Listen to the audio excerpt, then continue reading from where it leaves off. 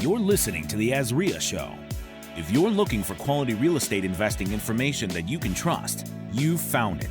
Stay tuned and join the tens of thousands of members that have already benefited from AZREIA, your home for education, market information, support, and networking opportunities that will advance your real estate investing career.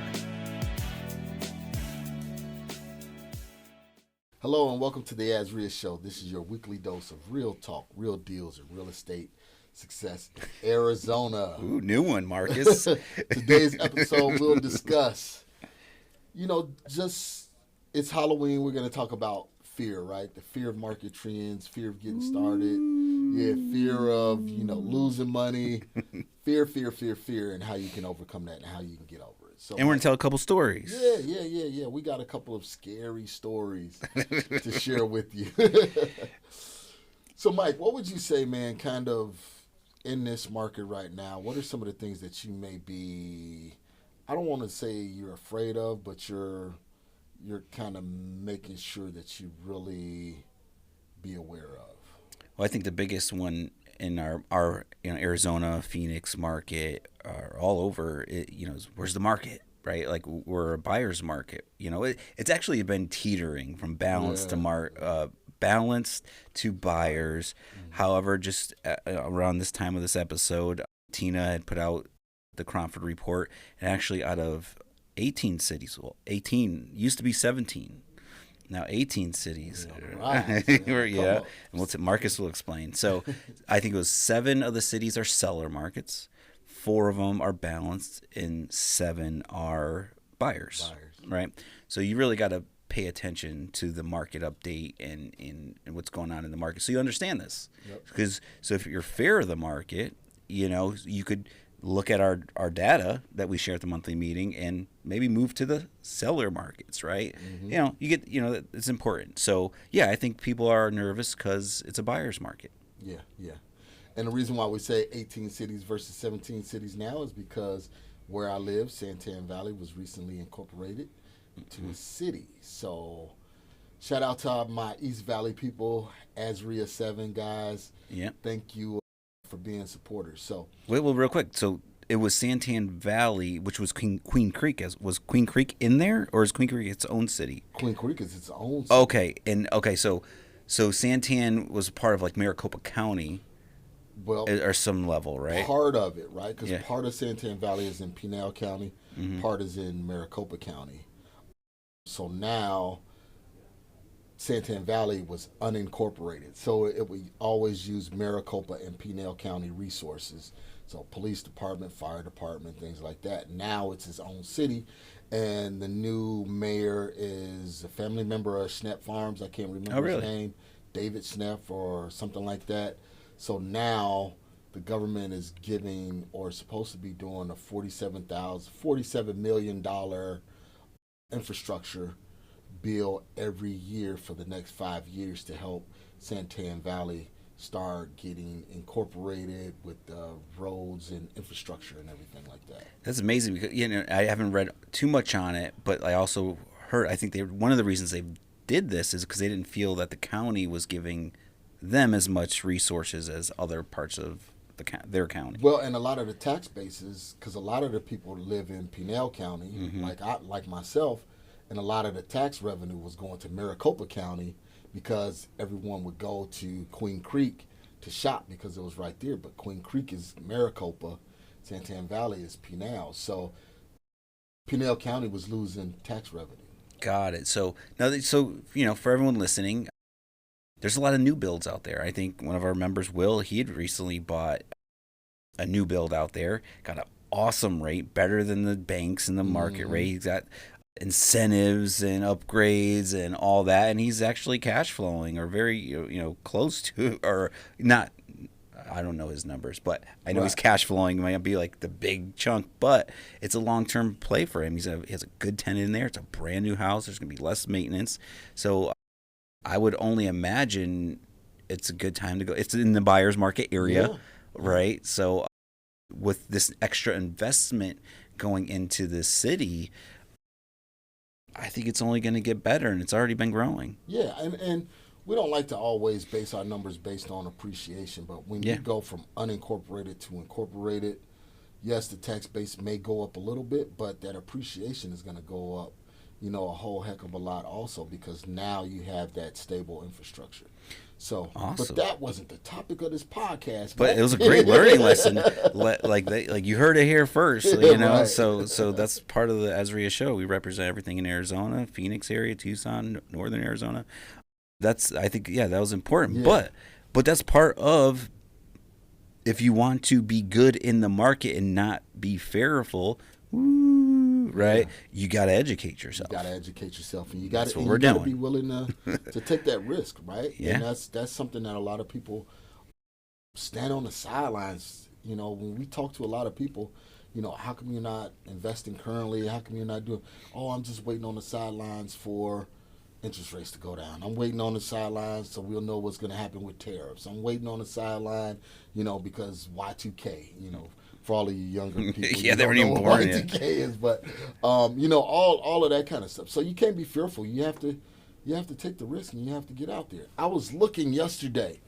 It's funny that we bring this up. I was looking yesterday because I was thinking about buying Bitcoin in 2010, right? Mm-hmm. They said if I would have invested $10,000 in Bitcoin in 2010, I would be worth $1.2 billion. But why didn't I do it? I was scared. Uncertainty. Well, I didn't have the money then either, but scared, uncertainty, fearful, didn't know, hey, is this just a trend? Is it a fad? Is it a phase? Is it going to die out?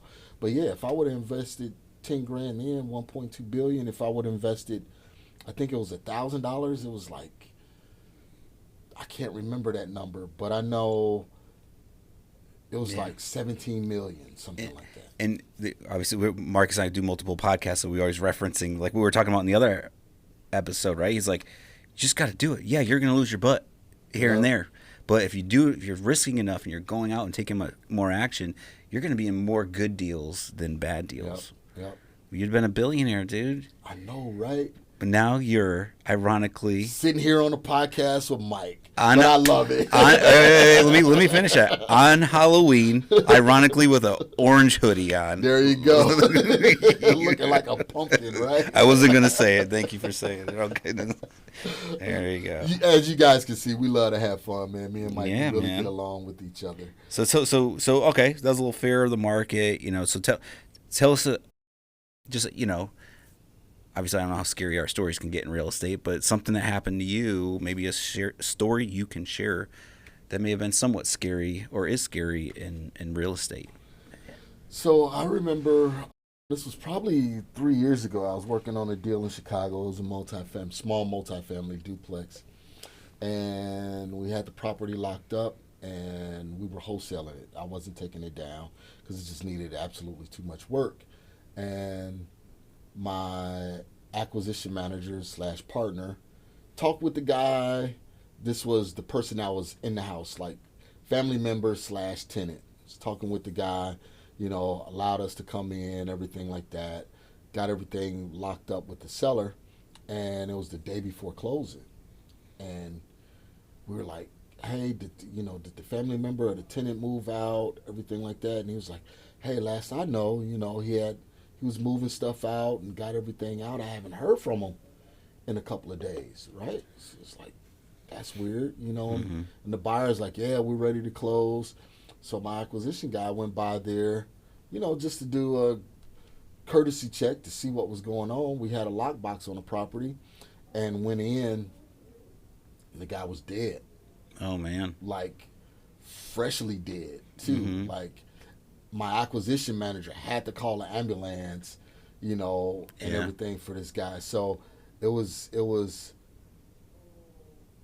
a frightening situation for me because I wasn't there, but it was a frightening situation for my acquisition manager because it was in a rougher part of Chicago. He was like, man, I don't want the cops to think, I killed this guy, I'm the only one. He's a suspect now.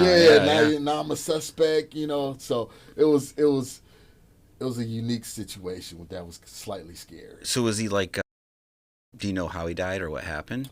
I think he OD'd. Oh, yeah, that's terrible.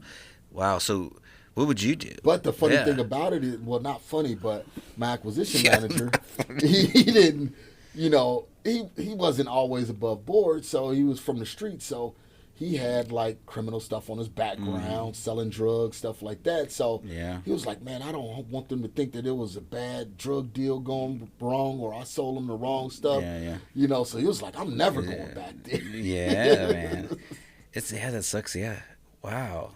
That is scary, dude. Yeah. So he was like, I don't want no parts of this whatsoever. Well, you know, some people are scared to walk properties, right? Especially like here in Phoenix, you go to any neighborhood, doesn't matter. You be careful out there because when you're walking these vacant houses, you know, I could probably tell all these stories. Yeah, I remember back in the day when everything crashed. Everything's like locked up or boarded up, or sometimes there's a hole in the wall.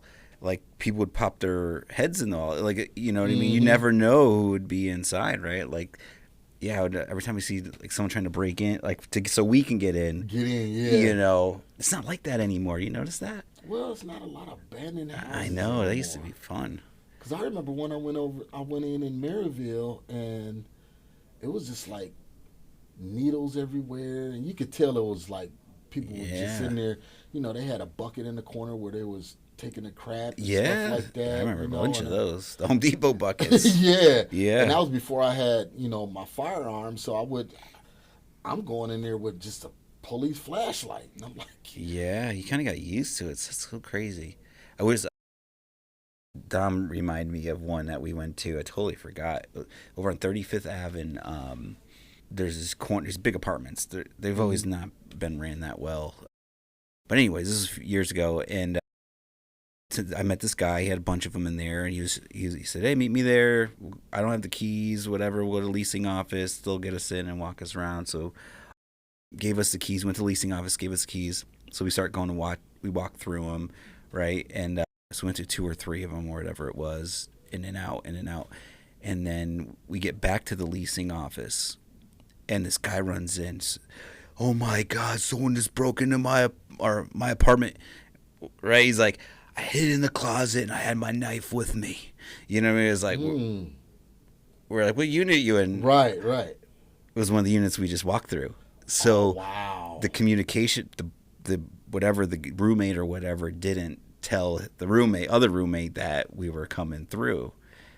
You know what I mean? You jump out imagine with a knife on you guys. Imagine if we opened up the closet or something. Like, you just don't know, man.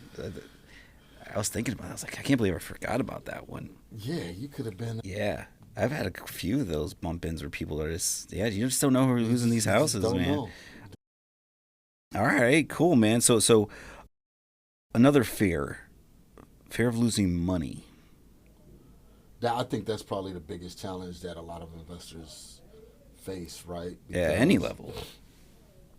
You know, because they or I would say I don't even want to say we sometimes look at the resources that we have, and we look at what we have, and we plan it out. Okay, I can use this for this, this for this, this for that. Mm-hmm. But then if I lose this, I'll just have a house of cards, and I'll, won't be able to pay stuff and things like that. So losing money, man, don't let that fear hold you back. Mm-hmm. Every investor, everyone that I know that has some significance of wealth has lost money. Yeah, and so how can you protect yourself from losing money? So, having the right attorneys, making sure you run your numbers the right way, have professionals, experienced real estate professionals that you can bump, your ideas off of, things like that. Have people to run numbers with you. Like, we always run a pro forma on every fix and flip that we do, so I always pass that pro forma off to somebody that's a little bit more experienced than I do. And, hey, look at this, man. Am I missing anything? Or sometimes I'll just pass it off to a partner or something like that and say, hey, I think we got everything dialed in, but you got to put in that fudge factor too. Pat it. And, once again, going back to the market update or just being in the trenches with like-minded people at our networking events, and you pick up things. I remember when right now concessions are 59% of transactions here in Maricopa County. I remember when the market we came off of COVID, 22, 23, market was so hot. A couple members were like, I didn't even budge in concessions. Some people are so new to the business over the last few years, they didn't even know what concessions were. And so once again, if you're hanging out with the right people, you're in the right circles, you're getting the right information, you're going to be able to catch these. And it's okay to be conservative. So even going into the holidays, it slows down seasonally, right? Yep. Tina's saying, hey, certain areas prepare for not a crash, not a, anything crazy. 3 to 5% slight slide down, right? Depends on the area, whatever, in your product, but like keep that in mind, right? So we got concessions now. You got maybe seasonal and a little slide. Yeah. Your property might days on market. So pad your deals. Once again, always going to buying right, running the numbers right. Mike, that's why it's important always to be at the monthly meeting, right? Because Tina gives insight on certain things that you may not take into consideration. Yeah. When you're doing your project. So. Yeah. So keep that in mind. This is our 23rd anniversary. So November 10th, Monday night at Venue 8600. Come celebrate. Tina will do the market update. There's going to be a few hundred real estate investors networking, build your resources. Most importantly, though, we always give back to charity. So it's going to be Maggie's Place this year. So single mothers with children that are homeless, right? They need supplies. So we want to help them. So if you go to AZREIA.org/donate, you can see everything that they need. There's specific items that we need to bring there. So you can't just bring whatever you want. So, or if you can't make it, you could donate cash or drop supplies off at our office, whatever it is.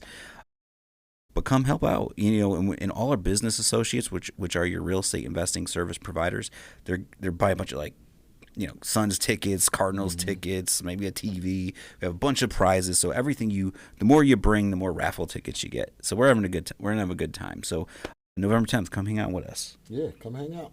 So fear of losing money, fear of the market. These are things that are always going to be happening, right? Yeah. If you're actually jumping into the market when it's a frenzy and booming, you're just going to be jumping in for a quick wave. It's going to end, right? And it ended. And now we're just kind of like in this unknown market, and you just got to play the game. Yeah. I think I think the biggest fear out of all of it is not the losing money. It's not doing a bad deal. I think the biggest fear that most people have is not knowing what they don't know, right? Mm-hmm. So it's the fear of, I just don't know. I don't know. So I think that's probably the biggest fear that you have to get over, right? You never did a hotel complex. Mm-hmm. Just get out there and do it. You never did a fix and flip. No matter how many people you talk to, right? They can give you their experiences, what they did, what you got to hedge against. But at the end of the day, you got to get over that fear to just do it. Yeah. And I think that's the biggest fear, and that's the biggest challenge with a lot of people in the arena is just really jumping out there doing it. Jump in. All right, Marcus, got another story you want to tell? Anything you can think of? I might need you to come back to me, Mike. All right. Well, I got some. I could talk forever. So check this out. So back in the day, I can't recall the whole story, but something happened where someone got robbed or something crazy down at ASU, and they took their iPods or whatever it was, right? So we were at this property in South Phoenix, and it was obviously it was an inherited home. So someone passed away, left it to their sister. And obviously we got a hold of the sister through some direct marketing or whatever, direct mail. And so we were going to meet her there for the property. So first and foremost, we got there early. We're walking around this vacant, boarded up, crappy house. And then I remember just being in there and seeing 12 dudes just like all wearing the same color, walking to, we're in South Phoenix, like right, all wearing. And I was like, oh, dude, it's like I'm newer to the business. I'm in a neighborhood I don't never been in. You know what I'm saying? And you just have, it's like, oh, shoot. So my business partner, he's very, very savvy, able to talk, went out there. But they were just like, who are you? Why are you in our Yeah, neighborhood? Why are you right, at this house? Or, you know, so it was nothing, no problems or nothing. That was I was scared there, right? And then They was gonna ask you like, what set you claim? Right? yeah, hey, I watch a lot of movies, dude. You know, so, but yeah, right. You're in someone's neighborhood, so that guy got through that. So then she shows up, and we're in there, and we're walking through the house, and there's like gang graffiti all inside the house and everything. So you're just intimidated. That was probably their meeting place. Who knows, right? Like, yeah. So you see all this stuff, and then so since she starts telling us everything that's going on, and she's like, I'm looking up. Her brother hung himself. Right. So, and she pointed up, and you could see the cracked. Like he broke like the drywall in the ceiling on the beam. Yeah. I didn't even think about it. I'm just thinking this place is beat up, right? Wow. So then there's that. But then she's like, hey, he didn't do that. I know he wouldn't. She's like, my nephew did it, right? Because whatever crime the nephew did, he was like, I'm going to tell what you did. The uncle or whatever was like, I'm going to tell what you did. And he was like, you better not, kind of story is what she told me. So I guess he was going to tell the police on the nephew. And so the nephew did that. Is the story. You're right. Like, wow. Right. And I'm sitting here like, you know, it was like, what is going on here? And so when it, you know, we always say we look for problems, not properties. Yeah. So like, if you guys want to find deals, you can't just be shopping on MLS, looking at retail deals, trying to lowball real estate agents. You got to be able to find people that don't want the house. No one wanted that house, dude. No real estate agent will go down there, step in front of the house, put a sign in front of it, right? You have to be that one that's willing to walk that experience that I just explained, or when your acquisitions person did. That's where the deals are, and we're not some crazy investor stealing people's houses like the news or the media says. No, that house was vacant, boarded up, graffiti. Like you said, there was probably the meeting place for that group of people. Like, it just does nothing good for the neighborhood, and no one wants to take it on.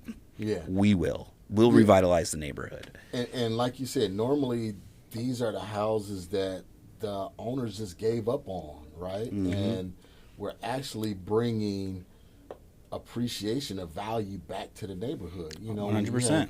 One investor at a time, you know, renovating houses, you know, it brings value back to the neighborhood. And it at that time, the crash and getting out of it, that's who revitalized the city of Phoenix was AZREIA members, real estate investors, right? Like, that's who did it. No one else came in here and took all these vacant houses and renovated them. Right. So true. Man. They came in after, you know, everything was already done. So crazy, man. All right. So I'm coming back to you. Oh, a story. It's escaping me, Mike. But I do just want to say that, you know, as Mike said, you got to go in these areas where people don't want to go, because those where the opportunities are. Yeah. And not just because of the opportunities, but that's where you can also have a chance to really help. You know, to really help. Like you said, you know, the old lady next door or the older man next door, they don't want that vacant house there, right? Because it brings a negative element to the community, right? And then a lot of times they're like, man, every time we flip the house, you know, in the community, the neighborhood always thanks us and welcomes us, you know, for doing it, because, hey, that was the area where the gang members hung out at. You know, that's the area where they went to go shoot up dope and stuff like that. So when you clean that up and get rid of all of that, right, you don't have those spooky, scary neighborhoods or zombie houses anymore. Yeah, man. I got more. Share. Hey, you took the other podcast. I'll take this one. No, just kidding. No, so it was another one. So another one, AZREIA member, was, you know, newer to wholesaling. So he did what we teach, right? Like, tell everybody what you do. You're always looking for houses. You're always looking to buy vacant houses, whatever it is. So he was jogging through a canal or in his neighborhood or whatever, and one of the neighbors was like, hey, did you hear about there's a vacant house over here now? Da da da. Just because he told him what he does, and he's like, oh, cool. So he tried doing some research and everything to figure out what happened. But just what happened was someone unfortunately passed away, right? And he was in there so long. The only reason they knew he had passed away is because he decomposed in the house, and the neighbors smelt the body in the house. Wow. Crazy, right? Did you go in there and see Yeah. Well, I didn't know. I didn't see, but so basically, obviously, all that happened, right? Bodies removed, whatever. Then the next whole part was finding the family, because unfortunately the gentleman passed away, didn't have any kids. He was solo, but he did have a brother in another state. But we did all that work. Once again, no one knew how to buy this house. Yeah. It just sat there vacant for a year or 2 years because no one knew how to find anybody. Through our research and our tools that we have, we were able to find the brother in another state. But it took a long time, right? But who's going to go through that process of finding the owner of this house or the next of kin or someone that can make a decision? That's what separates you from a real estate agent or another wholesaler, is the person that's willing to go find that. So now it's okay, we find them and we can get to go in the house now. You could smell the house. This is even after, yeah. That's all my face is turned up.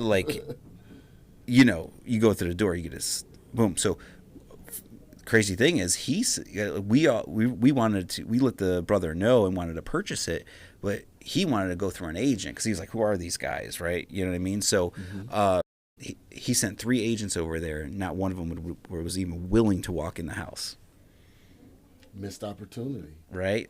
Imagine even if you're an agent and you just hung out at AZREIA and you knew cash investors, you could have easily just brought a deal. You could have. Those 3 agents lost commission, because they didn't want to walk in it or be around it, whatever.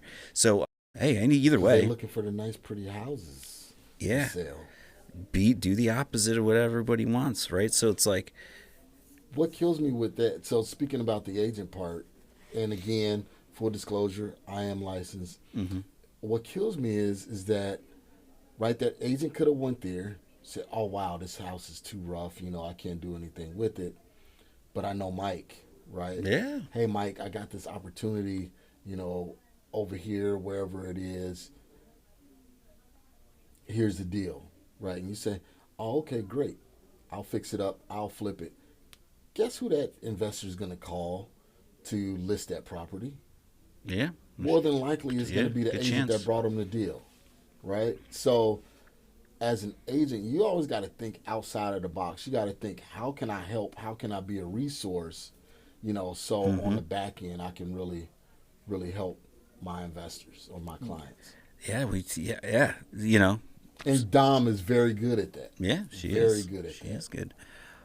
So that was, I don't know how scary that is, but, so I always show, not always, but one of my presentations, I do have a picture of the floor where the body was, and it's in the carpet, and you could see the outline of the body on the carpet. Yeah, so that was, but and it sounds so crazy. Mike is gonna put the pictures in the show notes. No. I do use it just to show once again, in order to, the best deals I've ever done or ever seen are always these hairy, crazy story type things. And so when we're teaching or educating, I do show it to say, hey, this is it. Yeah, this is what you got to deal with, unfortunately, right? That's it. So, and I sometimes share my story. I don't know if I have in a while, but there was I was here in Arizona, and I was just laying up in the middle of the night one day, and I was flicking through Zillow, right? And it was this duplex back by my hometown that just kept popping up in my feed, and it was a really great price. I was like, man, how come nobody's pulling the trigger on this? But there was no interior pictures. So I called my agent, and I was like, hey, you know what, can you get in that property so I could take you could take some pictures and send them to me? I might want to make an offer on this property. And she was like, oh no, we've had that property out there, because it was the listing agent was in her brokerage. She's like, yeah, I know the listing agent that owns the property, and the tenant won't let anybody in the property, and we don't know what it looks like on the inside, and it's going through pre-foreclosure, and it's unknown. Mm-hmm. Nobody knows. So one of my biggest fears, was not being able to look at the interior of a property before I make an offer. Okay. Right? So I was hesitant. And I was like, no, I'm not going to do it, because that place could be tore up on the inside. She did tell me that the tenant was a squatter. So I'm like, Illinois, squatters' rights laws, mm-hmm. Even if I did close on this property, how long will it take for me to get it back?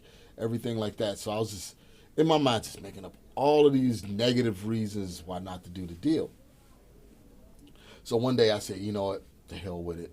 Let's just put in an offer. The offer was like $10,000 less than what it was on the market, and we got the offer. We got the contract or whatever. So now I'm like, oh, this place must be trash, because they was willing to take $10,000 off, and they was ready to move it real quick. So I was scared. I was definitely fearful in that situation. Lo and behold, it came out to where it was probably one of my best deals as far as my rental portfolio to this day.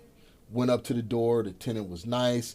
The tenant even signed a month-to-month lease, left before the month was over, paid the month that he was there, renovated the property because he had an agreement with the old owner. So it was, if I didn't overcome that fear, I would have missed out on a great deal. That's a good point, because sometimes they look uglier. The situation looks worse than actually might really be. Yep. That's a good point. So true. You don't know unless you write the offer or go jump in, right? So, yeah, man, this one went by fast. Anything else you want to cover or go over? What would you say to someone who's hesitant right now about getting into real estate investing? If you're hesitant, just kind of basically just repeating, like listening to this podcast of just getting around the right people, getting educated. How do I say this? Man, I wish I could quote it. It was like the plan is already there. Real estate works. You don't need a proof of concept. We've been around for 23 years. Right. Real estate's been around for 100, right? More. Since, way more than 100, right? Landlord, you go back to England, you go back to, anyways. So, and how to do it, it's already there. The plan, the blueprints, mentors, coaches, so you could tap into the information to figure out how to do it, right? Mm-hmm. And anywhere, practically. So you gotta, I guess it goes back to jump in. The information at your fingertip, how to do it's already there. You don't need to prove it. You don't need to figure it out. You just gotta apply it. Is really, that's the biggest thing I notice when working with new investors. And it goes even to seasoned investors, because when you're going, like you said, hey, you've never done a motel project or a hotel, that we just had that conversation. Like, that would be a little nerve-wracking to me right now. If it was like, hey, let's go build a 7-unit hotel in a town of 3,000 people. You're going to be like, no, the numbers don't pencil. But we chatted with a gentleman that already done it. He wants to help people do it. He wants to show how to do it. So it's really just getting out of my own head or your own head and going, I'm in. Yep. Let's figure it out as we go. Yeah. So get in. I believe that's a great way to end this spooky, scary Halloween podcast. On today, remember, boys and girls, ladies and gents, while you're out there, with the kiddos and stuff like that, please be safe. And we'll see you next week on the AZREIA Show. Perfect. Thanks for listening to the AZREIA Show with your hosts, Marcus Maloney and Mike Delpreet. We hope you enjoyed this episode. If you found this information valuable, head over to AZREIA.org and learn more about our community.